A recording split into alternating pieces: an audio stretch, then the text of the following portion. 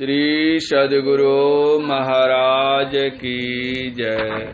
पूज्यपाद महर्षि संत सेवी परमहंस जी महाराज का प्रवचन संत समागम दुर्लभ भाई। इस प्रवचन का तीसरा अंतिम भाग।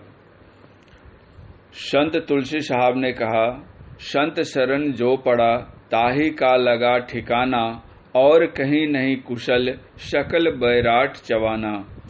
इसीलिए संतों का संग सबसे पहली भक्ति भगवान श्री राम ने बताया। प्रथम भगति संतन कर संगा। रामचरितमानस का एक प्रसंग सुनाऊं। सीता जी का हरण हो चुका था। पता चला कि लंका की अशोक वाटिका में सीता जी हैं। हनुमान जी के आग्रह करने पर भी रावण ने सीता को वापस नहीं किया। संग्राम होना अवश्यम भावी हो गया था। लंका में रावण से युद्ध करने के लिए सेना उस पार कैसे जाएगी, इसलिए पुल बन रहा था। बंदर भालू सब बड़े बड़े पहाड़ वृक्ष आदि ला ला कर देते थे। नल नील मुख्य कारीगर थे, वे रखते जाते थे पानी पर। वे पहाड़ वृक्ष आदि सभी जैसे के तैसे पानी पर अस्थिर रह जाते थे, डूबते नहीं थे। यह दृश्य देखकर बंदर भालुओं के मन में बड़ा कौतूहल हुआ। वे दौड़े चले गए भगवान श्री राम के पास और उनसे कहा, भगवान बड़ा आश्चर्य है, हम लोग बड़े बड़े पहाड़ों और वृक्षों को नल नील के हाथों में ला ला कर देते हैं।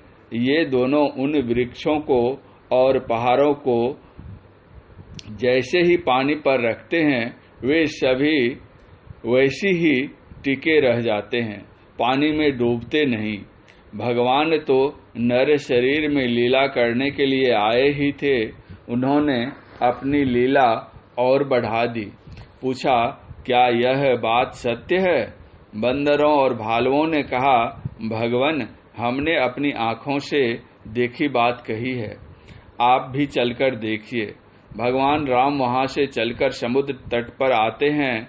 देखते हैं ठीक ही नल नील के द्वारा जो पहाड़ वृक्षादि जैसे रखे जाते हैं, वैसे के वैसे वे पानी पर अस्थिर रहते जाते हैं।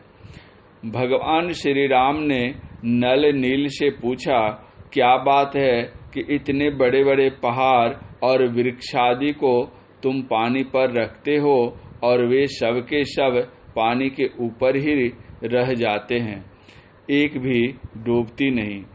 नल नील ने हाथ जोड़कर कहा, भगवान यह सब आपकी महिमा है। भगवान श्री राम ने कहा, यह हमारी महिमा है। नल नील ने उत्तर दिया, भगवान हाथ कंगन को आरसी किया, एक पत्थर पानी पर रखा जाए। एक बंदर ने पत्थर का एक छोटा सा टुकड़ा भगवान के हाथ में दिया। भगवान उस पत्थर को लेकर जैसे ही पानी पर रखते हैं, वह गड़गड़ा कर नीचे चला गया।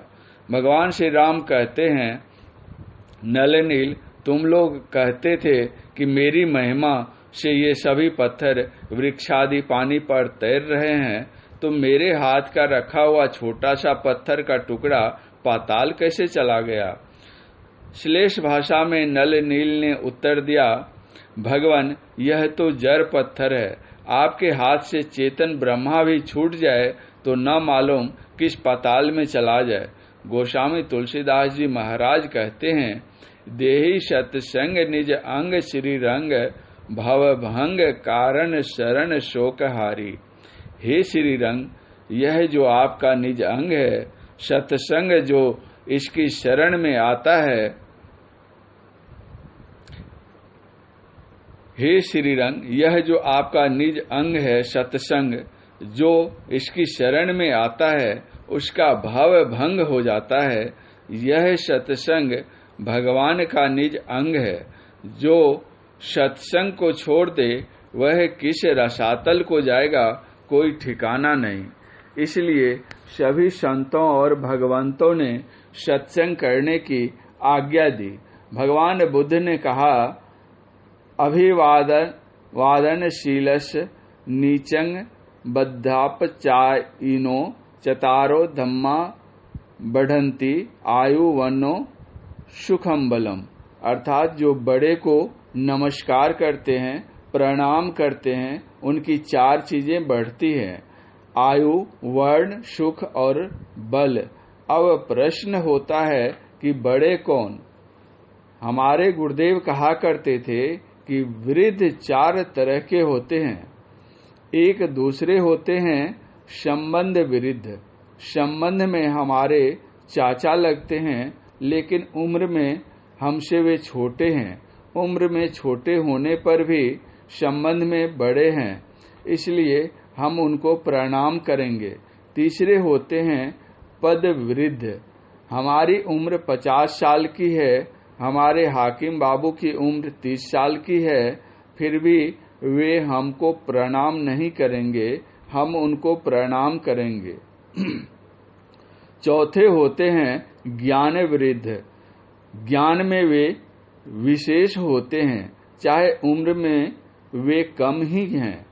संत ज्ञानेश्वर की उम्र 14 साल की थी। उन्हीं के समय में एक बहुत बड़े हठ योगी थे, उनका नाम था चांगदेव जी। उनकी उम्र थी 1400 साल की। वे यात्रा करते थे तो उनकी सवारी होती थी सिंह की।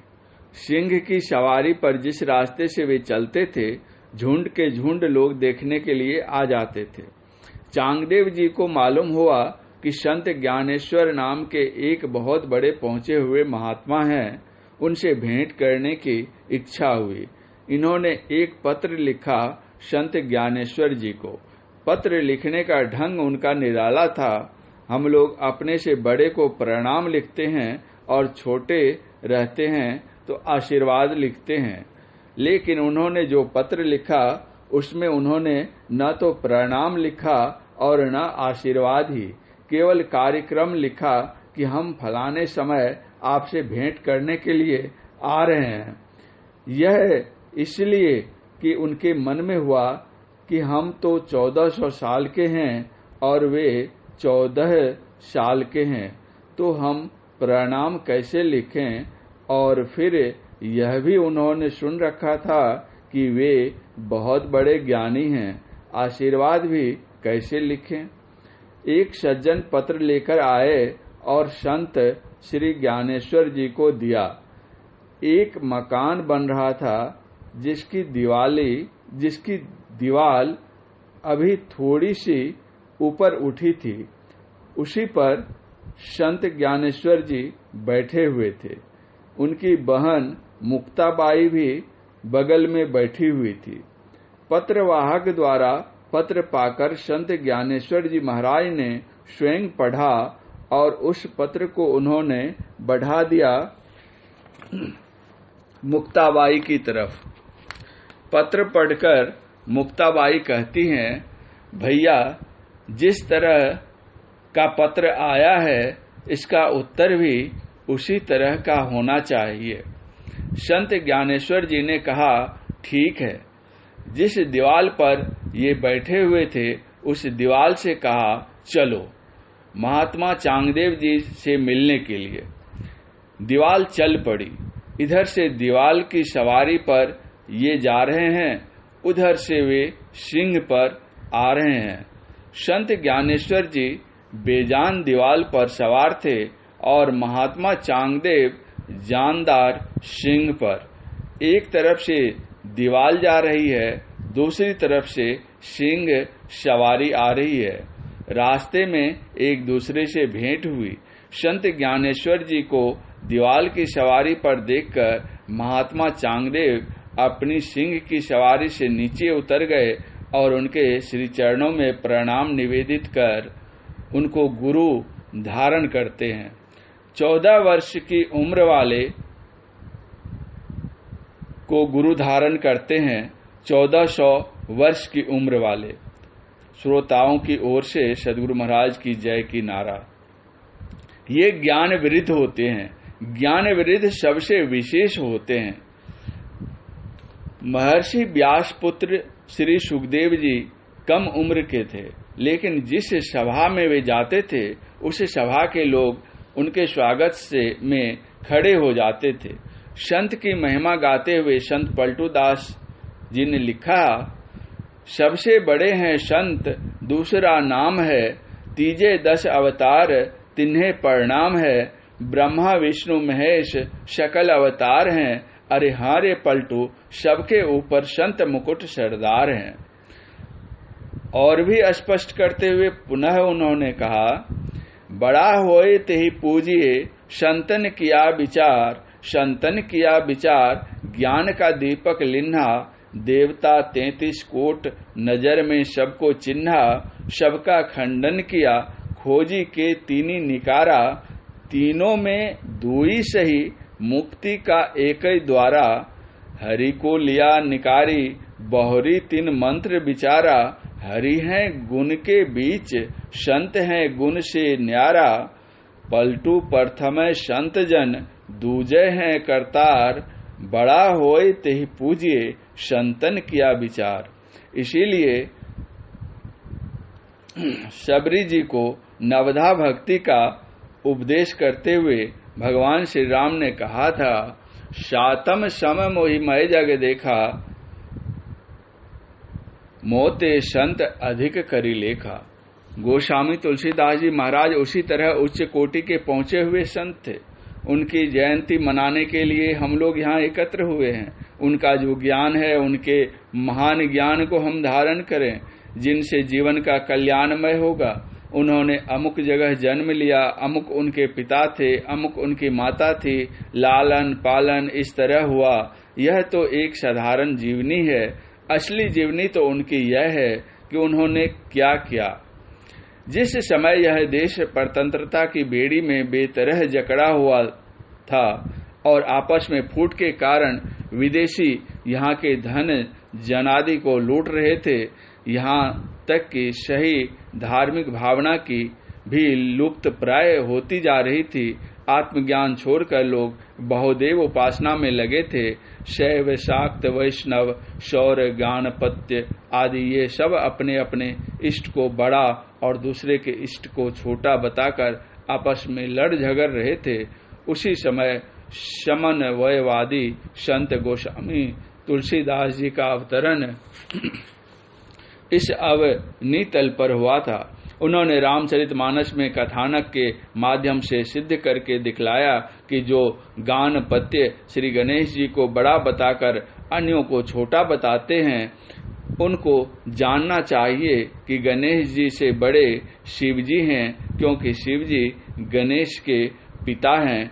जो शैव शिव जी को बड़ा बताकर गणेश जी को छोटा बताते थे, उनके लिए उन्होंने यह सिद्ध कर दिया कि शिव जी के विवाह के पूर्व से ही गणेश जी की पूजा चली आ रही है। भवानी और शंकर दोनों ने उनकी पूजा की है। यथा मुनि अनुशासन गणपति ही पूजे शंभु भवानी, सुनि आचरज करहि जनी सुर अनादि जिय जानी। जो वैष्णव विष्णु को बड़ा मानकर शिव जी को घृणा की दृष्टि से देखते थे, उनके लिए उन्होंने बताया कि देखो, भगवान श्री राम विष्णु के अवतार थे।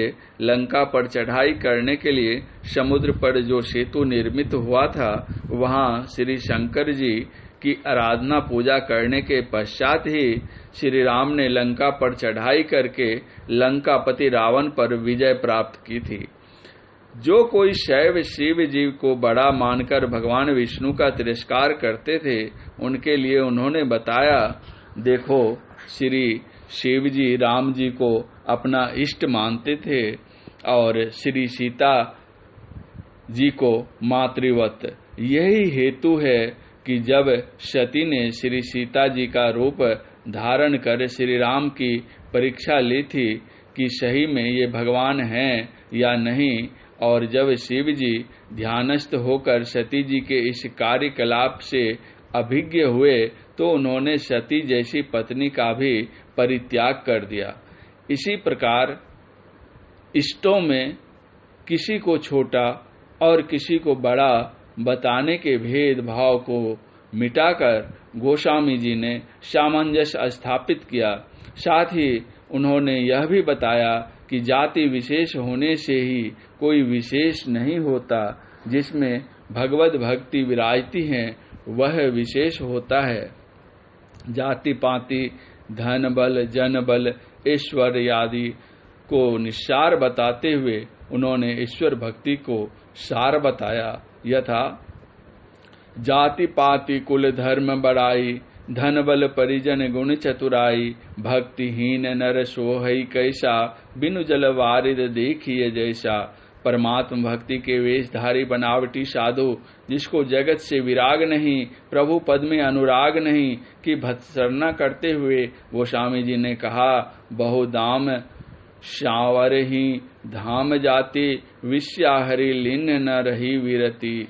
मर्यादा पुरुषोत्तम श्री राम जी को भगवान का अवतार बताकर गोस्वामी जी ने लोक व्यवहार में उन्हें एक आदर्श पुरुष के रूप में रखा। पिता के साथ पुत्र का संबंध कैसा होना चाहिए, जैसे राजा दशरथ जी के साथ श्री राम का, भाई भाई का संबंध कैसा होना चाहिए, जैसे भरत और श्री राम का, पति पत्नी का संबंध कैसा होना चाहिए, जैसे श्री सीता जी के साथ श्री राम का, प्रजा के साथ राजा का संबंध कैसा होना चाहिए, जैसे श्री राम का, प्रजा की सारी लौकिक सुख सुविधाओं के साथ पारलौकिक कल्याण की शिक्षा दीक्षा भगवान श्री राम ने उनको दी आदि।